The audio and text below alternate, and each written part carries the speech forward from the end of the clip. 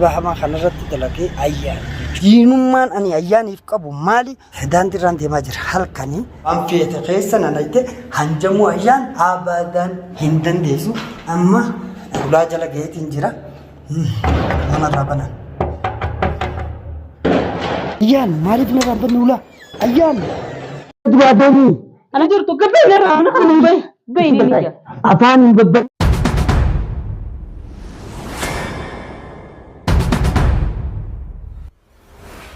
كورة كلها كاتو جريت تدهور تدهور تدهور كاتو تنقل مع رقم جدا نجني ربي قداسين براجرات وسنين جتشا راس دي بنجرا مالي ولد دي بنجرا شو كيسان حفاي قبل قاد بتشوف أنتي ولد دي بني قدوني دبا هما نرت دلكمي دبا هما خنرت دلكي أيام شوفا أيام مالي بسرت دلائي خجو أنا وان نرت دلائي في مبيو وان كيس سينسان قرو dhuguma seen ture dhugaadhaa miti wanti jechuudha waanuma ofii isiitiif dabanarratti dalayitee jechuudha dubbii san keessaas kana naqa isiidha ka ammaas waan hin taane keessan deemaa jiru isiidha hanga lubbuun tiyya baatutti kanarratti hojjechaa jirtu isiidha jechuudha amma firra harkeetiin jira eenyutu diina kiyyaa eenyutu fira kiyyaa ankasee duraanii dogoggoraa waan san goote waan sanillee bitte kaju yaada kiyya ture garuu dogoggoraan hin goone ayyaan osoo beeytuu goote waan gooteef garuu isiif rabbi qofaatu beeka maaliif jennaani akkaataa isiin dalayduutu kana na jechisiisaa jechuudha dhugaan jirtus tanuma tanammoo namni beekuu qaba amanullee qaba jechuudha amma bakkiin jiru durjii raabee halkan jechuudha bakka maleen jira jechuudha alhamdulillah lubbuun tiyana ooltee jirti jechuudha michiyyoon jinniini fakkeenyaaf sheeyxana qabdu sana waan isiin taateen beeku hamma isiin dhuftee shubbitii fuutee lafa nagalaafatuudha kana gootee ayyaan tuulaa sirraa bane isiidhaatu harka keessaa qaba kana ammoo akkana jee jala saraaree fudhachuudhaan qaba anis akkasitti beek akkasit naagale jechuu barbaadeeti maaliif waa malee hin jenne waan kana beeketiin jee jechuudha waa malee hin jenne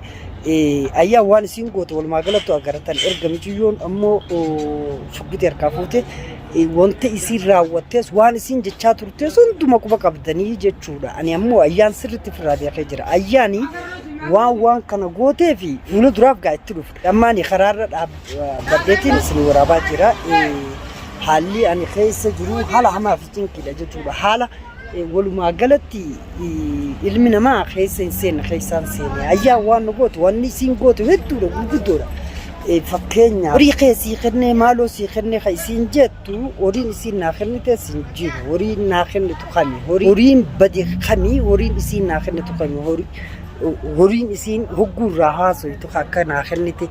maallaqa keessii kennee amma booda maal barbaadaa maalii jinnii ka isiin haasoytu ofii kiyyaafuu anaafuu hin galle jechuudha ayyaan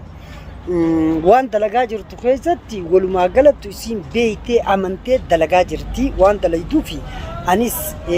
waliin irra gaa jechuu barbaadeeti inni guddaan alhamdulillah lubbuun tiyya ooluudha horii amma waan isin haasoytu sin fedhu maaloo ati jinnii ati maalii haasoytu isiidha amala siiti jechuu waan isin haasoytu ani na feetee dhiiftee dhimma isiin qabu wanti isiin ammoo goote ka balleessite isiirratti balleesse hammanan qabu jechuudha erga fuutee waan barbaadu hunda goote amma hara lubbuuti jagalaafatuufi fi hanjamuu akkana si godha jechuuf gartee waan hin taane sababa tuuluudhaan gaman taanetti deemuun isiidha isumaaf irra wayyinaa jechuudha namni keenya osoo waan hubanne waa mujjaa osoo waan hubanne waa murteessa osoo waan hubanne waa hedduu jaa kawaajuunis waa jechuun barbaadu jechuuni akkuma isaa galatti jaa waan ta'eef garuu dhugaan jirtu amantan amanuu baattanii ayyaa wanni isiin dalayde wanni isiin dalagaa jirtu waanuma isii galaafataa malee waan takka numaaf godhu miti jechuudha ani irraaf qabaatiin jira kadhachaatiin jira kadhaan amanne kadhaas hin fudhanne ta isiin haasaa jirtu ta isiin godhaa jirtu tanuma isiin hunduu laaltanii harkaa jirtan sanii garuu kana gootee maal harkatti kajuu hin ilaal alhamdulillah numaaf jechuuni ani waan hin ta'e hin beeku erga mana san dhufee haalaan keessa jiru fi haalaan keessa seeneen beeku manni san waa qabanatti fakkaate mataan isaatu mana yaa'ii mana dubbii mana laaqamaa jechuudha takka akkasitti ani waan akkasii keessa seeneen beeku ammas akkasitti namni mudiin taane natti qabatee na lallaaffisee waan harka keessa na naqu takkaa hin dandeenye jechuudha maaliif of biraan jira waan ta'eef jiruma hunda erga mana san seenee waan an keessa jiru ofii hijaa'u of beekaa kajuu yaada guddaa natti ta'e akkam keessaan jira kajuu dhuguma rabbii dubbachuuf haalli isaa danqa natti ta'e jechuudha ammoo ayyaan hanjamaa isiin itti jirtu tuni yoo isii baafte walumaan ilaala garuu ani nama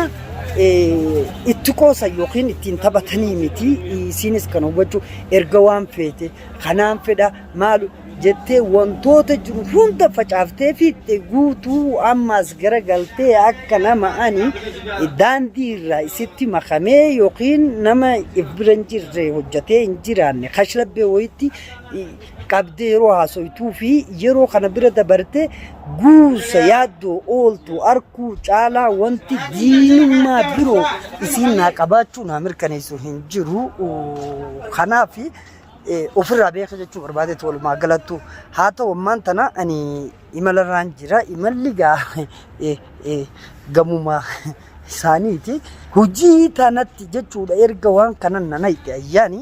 ani hojjechuullee ni dadhabe jechuudha hojjetadhee akka namaa akka duraan jiru sanillee jiraachuu dandeenye sababni isaa guddaan sababni waan kanaa guddoon hujiin ala na goote jechuudha hujii naa baafte hujii gurguddoo naa baafte hujii hamma hin jaamne kaa akkam hin jaamne amma lafti halkanii lafaan deemaa jiru kana keessatti waan bu'aaf waan dhufaat anuu hin beeku waa hedduudhaatu jira wanti isiintu walitti laayitee akka nama nafii akka nama gartee jajjabaadhaa haasoytu waan baay'eetu jira waan baay'ee isii walitti nahite kana immoo isumaatu addaan baasuu ta'a numaaf osoo hin taane isii walitti naqe waan ta'eef isii addaan baasuu ta'a kanaas akkasitti naa hubattanii warri jirjiraan waa hedduu jettan numaaf qulqulluudha nama namatti tabayyaanne nama jechuun nama hundumaahu bilisaa waliin jiraachuu fedhuu nama abbaa fedhetti dabuu hin feene qulqullummaa nama hundumaa waliin jiraachuu fedhuu jechuudha isiin garuu hujii naa baafte hujii isiin naa baafte tanagaa isuma xumursiisaanis isiin xumursiisa kanaaf daawwattoonni keenyallee warri gartee nu hordofaa jirtan numaa fi isii miidhaa jira numaa fi tu miidhu jira kajuu akkaan miidhaan jirre akkanaa hubattan isin hubachiisuu fedheeti ani eenyu miidhuutti sin jiru miidhuufis fedha hin qabu jechuudha wantiin ani gochaa jiru of baraaruudhaan jira jechuudha dubbuma san ka keessa na naqe isiidha ayyaan erga keessa na naqe dhuguma akka dubbii san keessaa baanu hojjechaa jirti hojjechaa turte moo san keessatti daranu numaaf awwaaluuf tattaafataa jirti kajuu namni aqlii qabu ka ija qabu laaluu dandahaa jechuudha dhugaa rabbii dubbachuudhaaf kana sirriitti gadi fageenyaan namni hubachuudha qaba ani kaniin jechuu barbaadu daandiirraan deemaa jira halkanii isinitti dheeradheen jira garuu dubbina ayyaan naman dhusisiiftuu asittillee naman dhiisiftuu hedduu nama dhibdii jechuu barbaadeetu walumaa galattu ayyaan wanti isiin goote walumaa galattu wanta ilmi namaa hin goone kanarratti goote ka asittiin dhaabbannee jechuudha ka asittiin dhaabbanne ani ayyaani taayyaan yeruma isii tana irra gahee xumura godhe waliin ilaala jechuu barbaadeeti dhugaa dubbachuuf ani waan keessa seenu ofii xiyyaa hanga ammaan tana na yaachisaa jirti maal keessaan jira akkam keessaan jira maaluma keessa isiin tunna nayte ammas waan san keessatti kamitti na awwaaluuf muratte diinummaan ani ayyaaniif qabu maali dhuguma jaalalti bifa tanaa ni jirti kajuu baay'ee natti dhagaamte garuu waan facaafate abbaan ni murata jani kanaaf amma dhiyaadheetiin jireedduu sanilleetti halkan lafti waan juufi waan dhiisuun beeku dhugaa dubbachuu fi ifaanillee hin jiru bakka tana waa'ee ayyaan ni ilaalla itti deemaatiin jira waan ta'eef isiif xumura walumaa galattu xumura gochuu jechuudha waan feete keessa nanayte hanjamuu ayyaan abadan illa hin dandeessu amma ulaa jala gaheetiin jira namarraa banan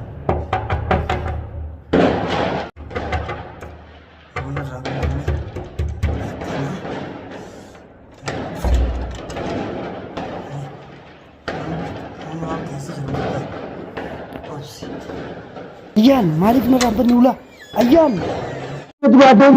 Ano jirtu? Gabay na rana ka nung bay. Bay ni niya. Afaan hin babbar